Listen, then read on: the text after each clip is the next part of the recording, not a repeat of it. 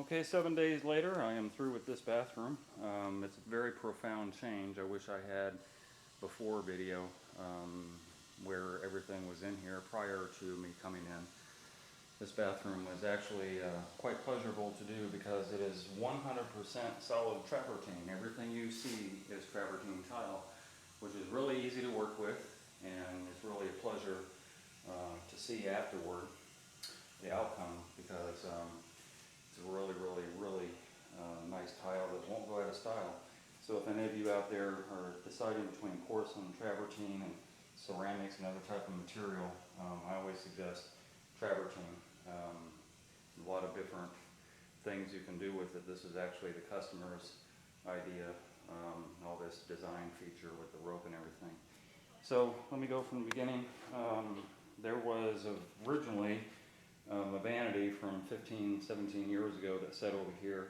Obviously there was a garden tub that was plastic. There was a knee wall right here between the toilet and the garden tub. So imagine the garden tub being plastic sitting right there.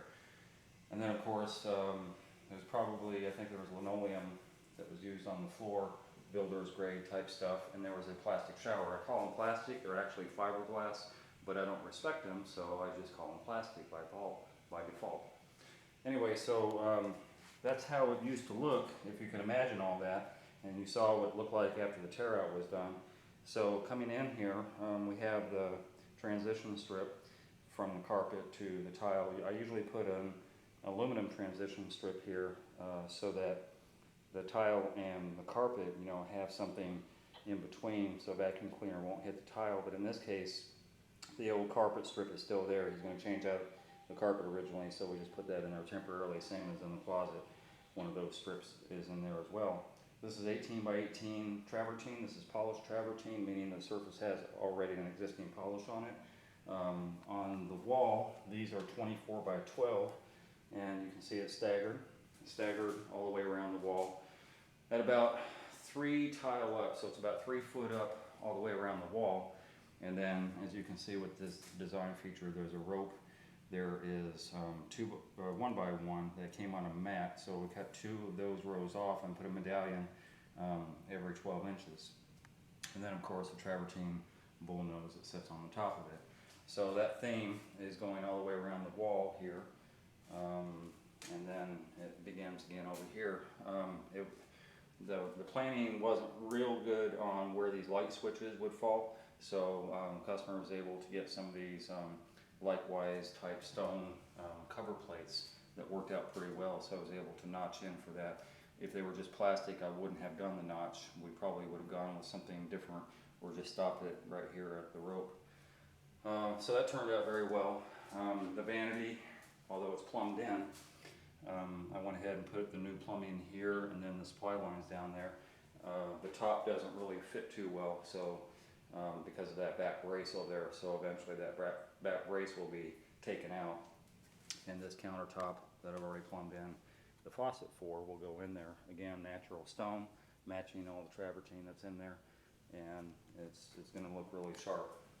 And so that naturally will have its own backsplash. I think the countertop came with a matching backsplash, but doesn't really need that because one is already included in it by virtue of this tile that goes up the wall. So again, this pattern follows through all the way into the shower.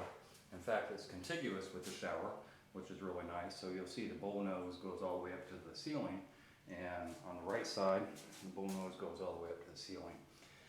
Basically same pattern without the medallion because these are 4 strips instead of 2, but same idea with the rope.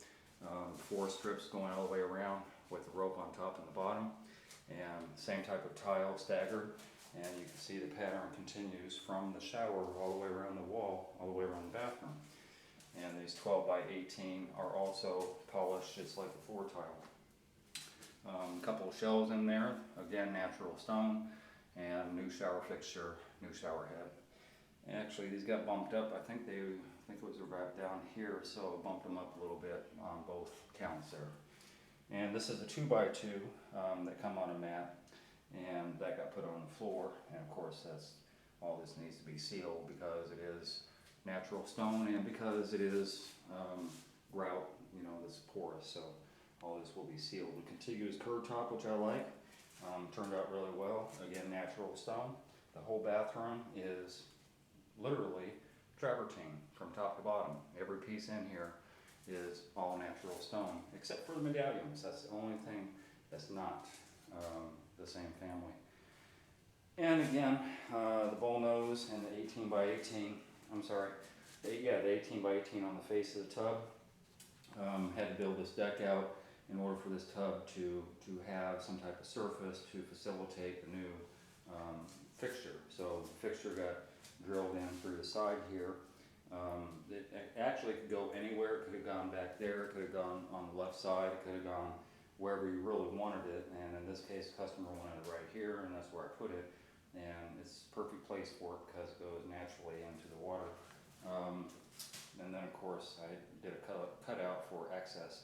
This is where the GFI is. This hot tub is actually really a hot tub. It has a heater in it. So the GFI has two cords that go into it, both for the jets and for the heater that's integrated into the jacuzzi tub.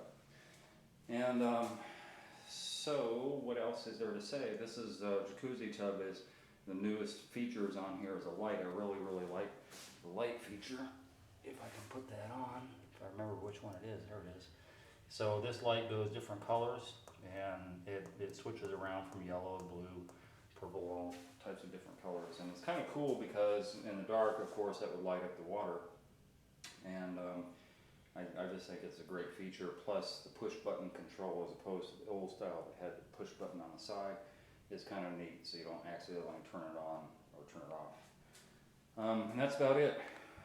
Again, this is a 7-day job in and out, and it was a lot of work, but it really turned out well, and I'm happy with it anyway.